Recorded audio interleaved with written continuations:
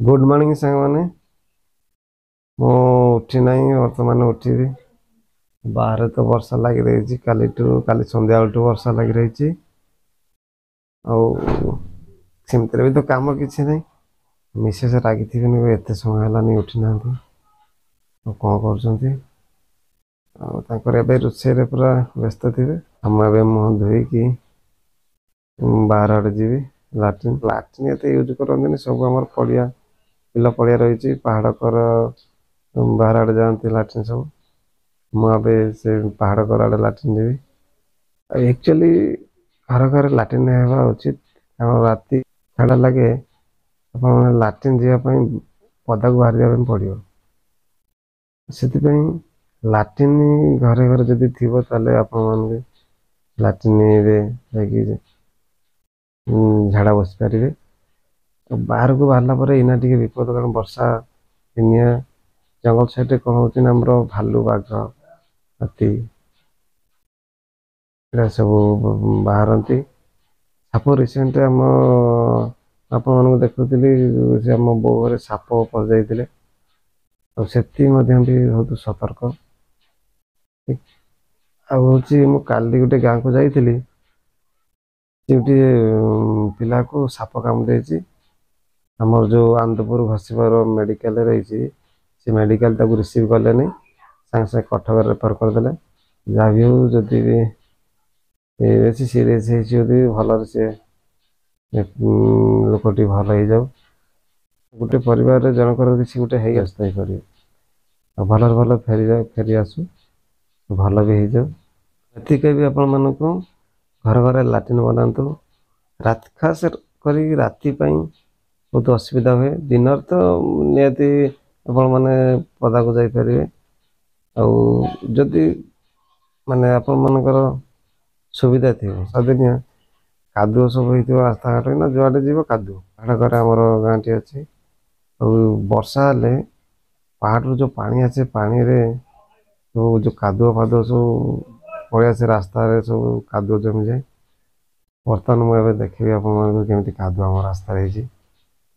आम ए मुह धोईकी बाहर आड़े जी लाट्रिन मुझे उठिकी मुह धोई सारी आबे मुझे बाहर आड़े जी मोर जंगल साइड की आपण मानक देखेबी मु जो पटे जी जो रास्ता के कादुआ पानी जमी वर्षा लगी रही वर्षा दिने कादुआ मोर बहुत कादुआ होती जावास भी असुविधा हो चलते आपण मानक देखिए केमती सब रही आम रास्तार हालचाल बर्तमान गोटे मु छता आनी छता साहाଯ୍य जी बाहर आड़े कारण वर्षा हो छता न ना उदा हो मोटे जो ये बाउंश बेंट ये सब पुराणा कालिया छता बाउंश बेंटर छता जाल जालिया देखा पानी देखा कि पानी गलबनी छता न नहीं वर्षा होदा हो मुझे आम गाँ रास्ता बाटे देकी चलते जावा मो रास्ता को बाहर तो घर रास्ता को बाहर तो कादुଅ रास्तार केमी पानी जमी रही पूरा से हूँ गाँ मुंड गाँ मुंडू आप ए मुंड सारी ये हूँ से गाँ मुंड जो पोखरी सेपट रही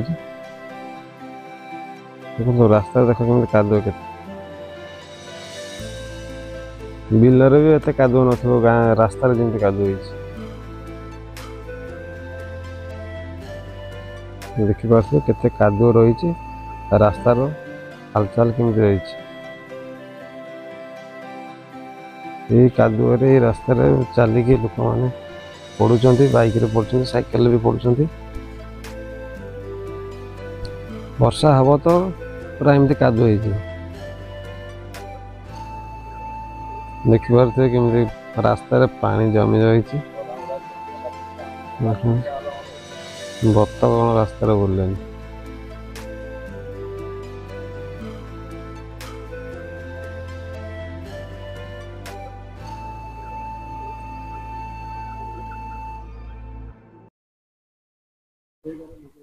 देखिपारे सब रास्तार सब एमती कादुଅ पानी जमी रास्ता भी सेमती रास्ता ଦେଖନ୍ତୁ ଗାଁ ପାଖରେ କେମିତି ଜଙ୍ଗଲ ରହିଛି। ଲୋକମାନେ ଜଙ୍ଗଲ ପାଖରେ ସବୁ ରହିଛନ୍ତି। ଇଏ ହେଉଛି ଆମ ପୋଖରୀକି ଯାଇଛି ଏ ରାସ୍ତାଟି। ଆପଣ ଭିତରକୁ ଗଲେ ଯାଇ ଜାଣିବେ ଯେ ପୋଖରୀ, କିନ୍ତୁ ଏଇଠି ଯିଏ ଦେଖିବେ ଏଇଟା ପୋଖରୀ ନଥିବ, ଏଇଟା ଜଙ୍ଗଲର ଭିତରଟା, ସେ ଜଙ୍ଗଲଟା କହିବେ। ଇଏ ହେଉଛି ଆମର ଯାଇଛି ଏପଟେ ସେ ଆର ସାହିକି ଯାଇଛି। ଆଉ ଇଏ ହେଉଛି ଆମର ଫରେଷ୍ଟ ଡିପାର୍ଟମେଣ୍ଟର ଇଏ ରୋଡ। ଆଉ ଇଏ ହେଲା ଆମ ଗାଁ ଭିତରେ ଯାଇଛି। ଆମେ ଏଇପଟେ ଦେଇକି ଯିବା। ମାନେ ଦେଖନ୍ତୁ ମୁଁ କୋଉ ଭିତରକୁ ଆସିଲିନି। ଶାଳୁଆ ଜଙ୍ଗଲ ରହିଛି ଆମର। ଯୋଉ ଗଛ ଗୁଡା ଦେଖୁଛନ୍ତି ଇଏ ହେଲା ହେଉଛି ସବୁ ଶାଳୁଆ ଗଛ ରହିଛି, ସଜନା ଗଛ, ଏମିତି ବହୁତ ପ୍ରକାର ଗଛ ରହିଛି।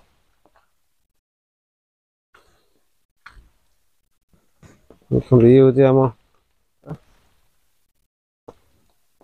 ବଡ଼ ବଡ଼ ପଥର ମଧ୍ୟ ରହିଛି।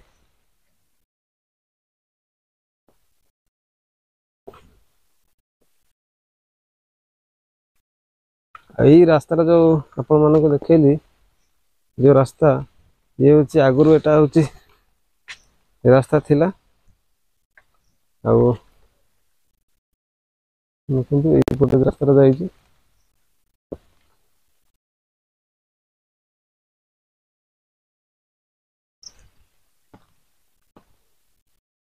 ଏ ରାସ୍ତାଟି ହେଇଛି ଆଗରୁ, ଏଠି ଗୋଟେ ଲୋକ ରହୁଥିଲା। ଏବେ ସେ ଗାଁ ଭିତରୁ ପଳେଇଛି। ଆଗରୁ ସେ ରହୁଥିଲା ଗୋଟେ ଲୋକ। ଗାଁ ଭିତରୁ ଯିବାର କାରଣ ହେଉଛି ସିଏ ଯେତେବେଳେ ଫାଷ୍ଟ ଟାଇମ ରହିଲା, ସେ ରହିଛି ପାଖାପାଖି 10-12 ବର୍ଷ, 15 ବର୍ଷ ଭଳିଆ ରହିଛି।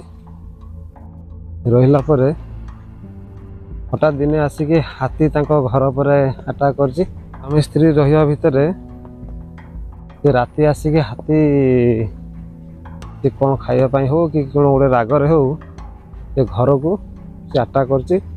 ଆଉ ଘରକୁ ଭାଙ୍ଗି ଦେଇଛି, ଗୋଇଠା ମାରିକି ଭାଙ୍ଗି ଦେଇଥିଲା। ତାପରେ ହେଉଛି ଦାନ୍ତ ମାରିଥିଲା। ଆଉ ତାଙ୍କର ସ୍ୱାମୀ ସ୍ତ୍ରୀରୁ ଜଣେ କ'ଣ କରିଛି ନା, ତାଙ୍କର ଯୋଉ ସ୍ତ୍ରୀ ହବ ଯିଏ, ସିଏ ଏଇ ଯୋଉ ମୁଁ ଯୋଉ ପଟେ ଦେଇକି ଆସିଲି, ସେ ସେଇପଟେ ଦେଇକି ଦୌଡ଼ିଲା। ମାନେ ଏଠି ଗୋଟେ ଥିଲା, ଏଇ ଯୋଉ ଜାଗାଟା ଦେଖିବେ,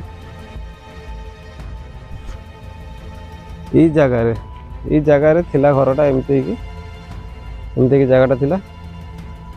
ଏଇ ଜାଗାରେ ତାଙ୍କର ଘର ଥିଲା। ସେଇଠି ଗୋଟେ ଥିଲା କମଳା ଗଛ, ଯୋଉ କମଳା ଖାଆନ୍ତି, ଯୋଉ କମଳା, ସେ କମଳା ଗଛ ଥିଲା। ସେ କମଳା ଗଛ ଦେଇକି ସେ ଦୌଡ଼ିଲା। ହାତୀ ଖେଦିକି ଆଣିଛି, ସେ କମଳା ଗଛ ଛେକିଛି। ଆଉ ସେ ସ୍ତ୍ରୀ ଲୋକ ଆଉ ଦେଖିପାରିଲାନି, ଯେହେତୁ ରାତି। ସେଇ ରାସ୍ତା ଦେଇକି ସେ ଯାଇକି ଦୌଡ଼ିକି ଯାଇକି ଗାଁରେ ସେ ଗାଁ ବାଲାକୁ ସବୁ ଡାକିକି ଯେତେବେଳେ ସେ ଲୋକ ବାହାରିଲେ, ଥିଲା ବେଳକୁ ସେ ଯୋଉ ଥିଲା ତାଙ୍କ ସ୍ୱାମୀ, ସେ ବହୁତ ସାହସୀ ଲୋକ। ଆଉ ସାହସର ସହିତ ସେ ରହିଲା, ଭିତରେ ରହିଛି। ଆଉ ତାପରେ ଯେତେବେଳେ ହାତୀ ପଡ଼ିଲା, ସେତେବେଳେ ସେ ବାହାରିକି ସେ ଗାଁ ଭିତରୁ ପଳେଇଛି।